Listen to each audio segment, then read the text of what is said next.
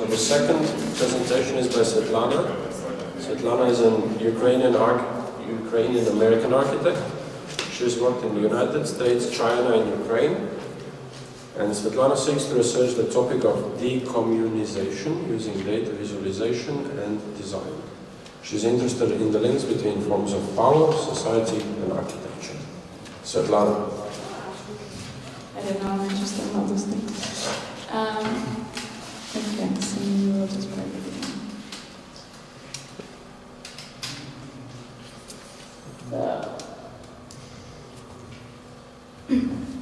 Yeah, the journey really starts as kind of finding out who I am as an architect, but also along the lines also finding out who I am as an individual. So, the stuff that you see in the background is kind of starting out with my bachelor's degree, which was in the US, and some of the work that I did there. And my bachelor's degree was very mathematical, and there's really a lot of interest in that kind of architecture, very generative based, and everything had to be had a mathematical formula attached to it. And I come to believe that that's really not the way to design, but don't judge me too harshly because I was young. But yeah, so this project was a combination of several public spaces that you see kind of in orange, and then also kind of retirement homes, but not really, more like active retirement, because Boulder, Colorado is like super active place. And this is another project that had a kind of a weird brief to begin with. It was a library and combination with library and a train station. And this was a house that I designed for myself. Yeah. And then after that, there was some work. And at some point I decided to go to China. And so China, I worked for MED, and so this is their website. Just letting you know, so I'm not stealing their work. And yeah, these are the projects I worked on. This one mainly, I mean others as well, but this one mainly. And yeah, this is an opera house in pretty much getting built in Harbin, very cold. And mostly I had a fun time doing this. It was an amazing team, and actually some great people to work with that are now no longer in China, kind of all over Europe, and it happens like that. Yeah, and I think with this particular firm, I was going after this sort of understanding how these kind of curvy architecture comes about, and just fascinated by the geometry. And also coming to a realization that that's not really the way to design. And this is just... So then I come to the AA, and AA kind of shows me a way to design. I'm being also a bit ironic, but this particular project is all about irony. It's essentially a place in Singapore that needed some attraction, but it doesn't have space. So that, yeah, and so in Singapore was a little bit of irony, essentially combining the housing and also an attraction that very much has to go with our love of self-image. And so the pinnacle of the attraction for the tourist was to come to a point where all the reflection was only of that one individual standing at that point. But the real attraction was actually for the people living inside the housing complex that surrounded that particular place, because they got to watch the tourist just act silly. And so kind of trying to reclaim the space back for the Singaporeans, because I really, really don't like tourists. And so I come then at some point to a studio that really challenged me to think about what kind of architect I am and what kind of architect I want to be. And that's essentially the question that, and from like this point on, what I would want to achieve with my career. And then, well, so this, I'll try to present it the way I normally present it, which is going to be a little bit hard considering that there's a little bit of trickery going on. But, and I don't have any props.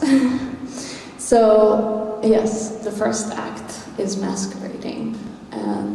So I'll read a quote that goes with that, and it goes, "Masquerading carries with it a certain license and liberty, and this, among other things, enables the courtier to choose the role in which he feels himself best, to bring out the most important elements with diligence and elegance, while showing a certain nonchalance with regard to what is not essential." And this was by Castiago Federico Fregoso in the book of Courtier, and this pretty much defines this project.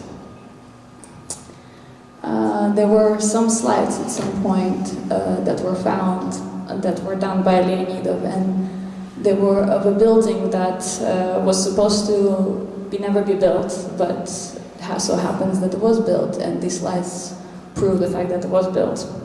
And these slides were found with also the collages that were done by Leonidov.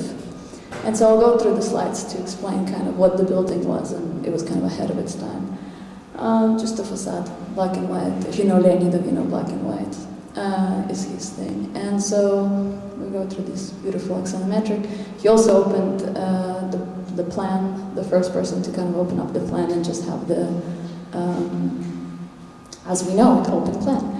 And this is the roof. And he had this amazing program, which is something that was unheard of at the time. He kind of combined all kinds of different things all in one image, and there was a cafeteria and an entertainment, and this was all on a tower and not spread out, and workplace and entertainment and also shopping, and something that later on was picked up by a lot of architects. And if everybody, and I'm sure everybody read Delirious New York, this was that skyscraper cut first done by Leonidov. And so these are some constructions, and then I guess how it was made, and the process. Quite nice. The opening date. And some nice images. The roof had a pool. And so after that, there was these diagrams. And so Leonidov found himself in sort of this liminal period where he was considering what is this new society, and rearranging sort of the old strata.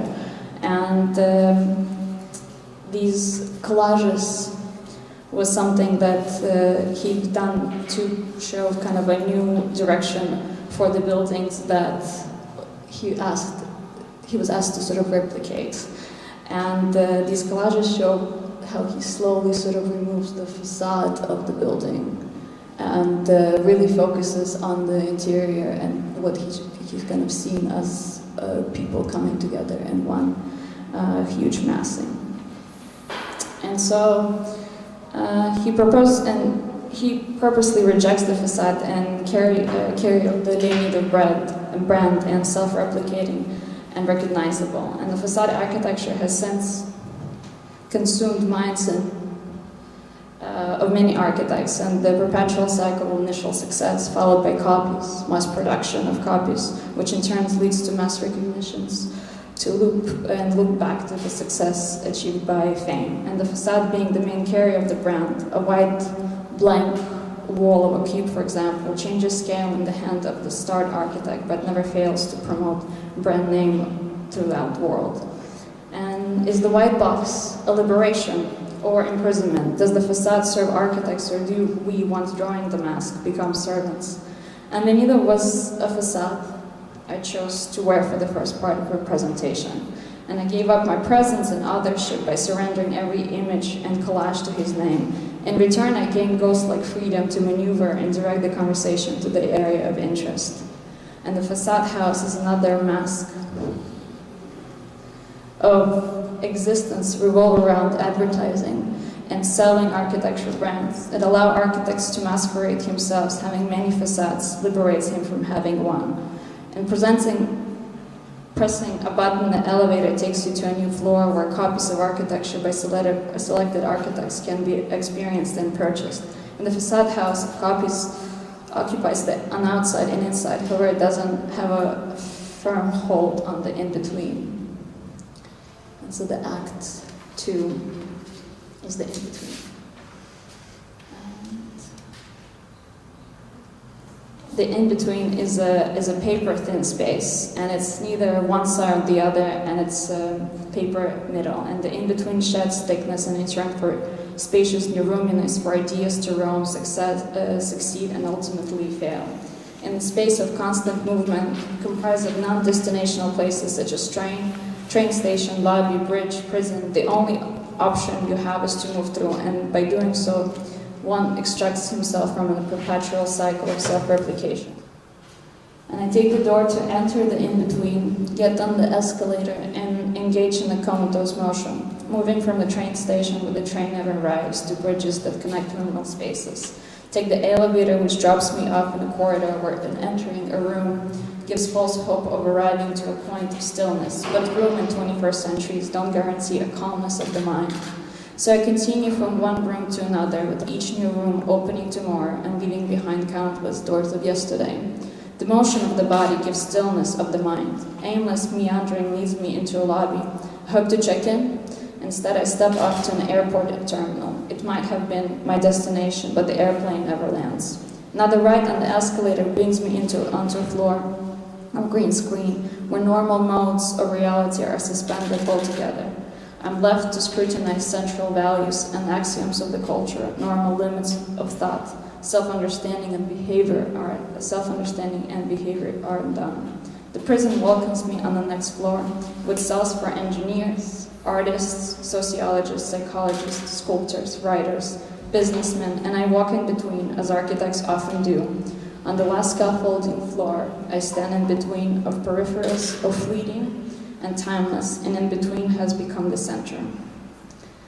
And so, the paper is the only thing that holds the space, but it also is the thing that grounds the architect into something, a position that I believe we have lost by surrendering to the image that focuses so much on the facadeness of things rather than on the content. And so by using the paper, I'm also rejecting the excitement of certain renderings and images in order to, and if that is really to be kind of used, I think it should be used to direct a conversation rather to describe or show the final content. And that's probably explains why I'm doing what I'm doing for IZOLYATSIA and why I would rather have a role of a curator rather than somebody who's interested of establishing a brand. I think that's it.